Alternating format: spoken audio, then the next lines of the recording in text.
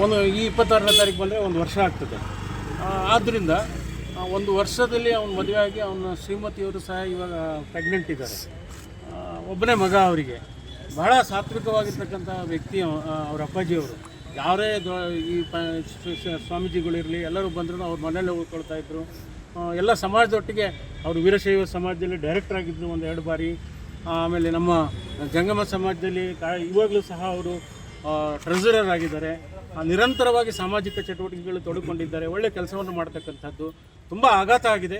ಅವರ ಕುಟುಂಬ ತುಂಬ ಆಘಾತಕ್ಕೆ ಒಳಗಾಗಿದೆ. ಭಗವಂತ ಆ ಕುಟುಂಬಕ್ಕೆ ಆ ಒಂದು ಆಘಾತವನ್ನು ತಡೆದುಕೊಳ್ತಕ್ಕಂಥ ಶಕ್ತಿ ಕೊಡಲಿ ಅಂತೇಳಿ ನಾನು ಸಿದ್ಧಾಂತ ಕರ್ಕೊಳ್ಬೋದು ಸರ್. ಕೇವಲ ಇದು ಮಾಡುವಂಥ ಹೇಳಿದ್ರೆ ಒಂದೊಮ್ಮೆ ಅದಾಗಿದ್ದರೆ ಅದು ಗೊತ್ತಿಲ್ಲ, ಮಾಧ್ಯಮದಲ್ಲಿ ನೋಡಿದ ಇರ್ತಕ್ಕಂಥದ್ದು. ಖಂಡಿತವಾಗ್ಲೂ ಅದಕ್ಕೆ ಬೇಕಾದಷ್ಟು ದಾರಿಗಳಿದ್ವು. ಕಂಪ್ಲೇಂಟ್ ಕೊಡ್ಬೋದಾಗಿತ್ತು, ಅಥವಾ ಅವರ ಪೇರೆಂಟ್ಸ್ಗಳಿಗೆ ಹೇಳ್ಬೋದಾಗಿತ್ತು, ಅಥವಾ ಅವರಿಗೆ ಕರೆದು ಅವರೇ ಬುದ್ಧಿನೂ ಹೇಳ್ಬೋದಾಗಿತ್ತು. ಆದರೆ ಇದು ಬಹುಶಃ ಯಾವ ನಾಗರಿಕ ಸಮಾಜದಲ್ಲಿಯೂ ಸಹ ಇದನ್ನು ನಾವು ಕಾಣಲಿಕ್ಕೆ ಸಾಧ್ಯ ಇಲ್ಲ. ಯಾಕಂದರೆ ಒಂದೊಮ್ಮೆ ನಾನು ಮಾಡಿರೋದು ಸರಿ ಅಂತ ಹೇಳ್ತಾ ಇಲ್ಲ. ಒಂದೊಮ್ಮೆ ಆಗಿದ್ದರೆ ಅದು ತಪ್ಪದು, ನಾನು ಸಹ ಅದನ್ನು ಒಪ್ಪಲ್ಲ. ಆದರೆ ಒಂದೊಮ್ಮೆ ಆಗಿತ್ತು ಅಂದರೆ ಅದಕ್ಕೆ ಬೇರೆ ಬೇರೆ ಮಾರ್ಗಗಳಿದ್ವು. ದಯಮಾಡಿ ಅದನ್ನು ಮಾಡ್ಬೋದಾಗಿತ್ತು. ಅದು ಏನೋ ಗೊತ್ತಿಲ್ಲ, ತನಿಖೆಯಿಂದ ಅದೆಲ್ಲ ಗೊತ್ತಾಗಬೇಕಾಗಿದೆ. ನೋಡೋಣ ಸರ್ ಅದೇನಾಗುತ್ತೆ. ಇಲ್ಲ, ಮಾಧ್ಯಮದಲ್ಲಿ ನೋಡ್ತಾ ಇದ್ದೀವಿ ಅಷ್ಟೇ. ನಮ್ಗೆ ಅದ್ರ ಬಗ್ಗೆ ಮಾಹಿತಿ ಇಲ್ಲ. ಮಾಧ್ಯಮದಲ್ಲಿ ನಾವು ನೋಡ್ತಾ ಇದ್ದೀವಿ ಅಷ್ಟೇ. ಅದ್ರ ಬಗ್ಗೆ ಮಾಹಿತಿ ಇಲ್ಲ, ಏನು ಮಾಹಿತಿ ಇಲ್ಲ. ಮಾಧ್ಯಮದಲ್ಲಿ ನೋಡ್ತಾ ಇದ್ದೀವಿ ಅಷ್ಟೇ ಗೊತ್ತಿರುತ್ತೆ ನನಗೆ. ಅದನ್ನು ಖಂಡಿತ ಖಂಡಿಸ್ತೀನಿ. ಅದು ಯಾವುದೇ ತಪ್ಪು ಯಾರು ಮಾಡಿದ್ರು ನಾನು ಖಂಡಿಸಲೇಬೇಕಾಗಿರ್ತಕ್ಕಂಥದ್ದಲ್ಲ.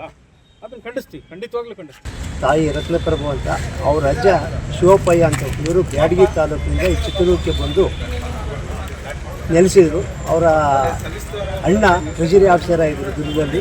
ನಂತರ ಶಿವನಗೌಡರು KEBನಲ್ಲಿ ಕೆಲಸ ಸಿಕ್ತು. ನಾವು ಅವರು ಶ್ರೀಗಳಾಗಲಿ ಕೇದಾರರಾಗಲಿ ಎಲ್ಲರೂ ಕೂಡ ಬಂದು ಪೂಜೆ ಪುನಸ್ಕಾರ ವಾಸ್ತವ್ಯ ಮಾಡಿ ಪೂಜೆ ಮಾಡುತ್ತಂತ ಮನೆತನ.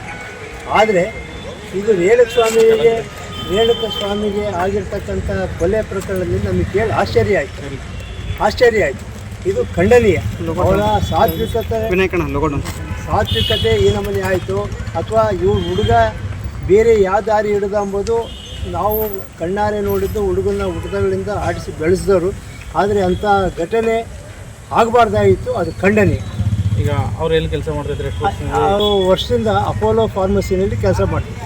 IUDP ಲೇಔಟ್ನಲ್ಲಿ ಹೊಸ ಬ್ರಾಂಚ್ ಓಪನ್ ಆದಾಗ ಅಲ್ಲಿ ಬೆಂಗಳೂರಿನ ಇಲ್ಲೇ ಅಪೋಲೋ ಫಾರ್ಮಸಿ ಇಲ್ಲೇ ಕೆಲಸ ಮಾಡ್ತಿದ್ದು. ಇಲ್ಲಿಂದ ಬೆಂಗಳೂರಿಗೆ ಯಾಕೆ ಕರ್ಕೊಂಡು ಹೋದರು, ಯಾಕೆ ಇದು ಮಾಡಿದ್ರು ಎಂಬುದು ನನಗೂ ಒಂದು ಆಶ್ಚರ್ಯಕರವಾದ ಒಂದು ತನಿಖೆ ಆಗಬೇಕು. ಇದು ಉನ್ನತ ತನಿಖೆ ಆಗಬೇಕು. ಅವರ ಕುಟುಂಬದವರಿಗೆ ನ್ಯಾಯ ಒದಗಿಸ್ಬೇಕು. ಇವಾಗ ಅವರ ಮನೆಯವರು 8 ತಿಂಗಳು 6 ತಿಂಗಳು ಮನೆಯನ್ನು ಶ್ರೀಮಂತಕಾರಿ ಮಾಡಿ ಒಂದು 2 ತಿಂಗಳ ಕೆಳಗೆ. ಇವಾಗ ಆ ಮಗುವು ಕೂಡ ನ್ಯಾಯ ಸಿಗಬೇಕು ಅಂತಂದರೆ ಅವರಿಗೆ ಒಂದು ಉನ್ನತ ತನಿಖೆ ಆಗಿ ಯಾರು ಆರೋಪಿಗಳಿದ್ದಾರೆ ಅವರಿಗೆ ಶಿಕ್ಷೆ ಮಾಡಿದಾರೋ ಇನ್ನೊಬ್ಬರು ಮಾಡಿದಾರೋ ಅದು ಗೊತ್ತಿಲ್ಲ ವಿಚಾರ. ಆದರೆ ಮಾಧ್ಯಮದಲ್ಲಿ ನೋಡಿದ್ದೀವಿ. ಆದರೆ ಇದು ಯಾರು ಮಾಡಿದಾರೋ ಅವ್ರನ್ನ ಸರ್ಕಾರ ಆಗಲಿ ಪೊಲೀಸ್ ಇಲಾಖೆ ಆಗಲಿ ಉನ್ನತ ಮಟ್ಟದ ತನಿಖೆ ಆಗಿಬಿಟ್ಟು ಅವರಿಗೆ ಆರೋಪಿಗಳಿಗೆ ಶಿಕ್ಷೆ ಆಗಲೇಬೇಕು ಅಂತ ಹೇಳ್ಬಿಟ್ಟು ನಾವು ಚಿತ್ರದುರ್ಗ ಸಮಾಜ ಪರವಾಗಿ ಖಂಡಿಸ್ತೇವೆ. ಬೆಂಗಳೂರಿನಿಂದ ಮಂಗಳೂರುವರೆಗೆ, ಬೀದರ್ನಿಂದ ಚಾಮರಾಜನಗರದವರೆಗೆ ನಿಮ್ಮ ಸುದ್ದಿ ನಿಮ್ಮದೇ ಭಾಷೆಯಲ್ಲಿ. ಕರ್ನಾಟಕ ತಕ್.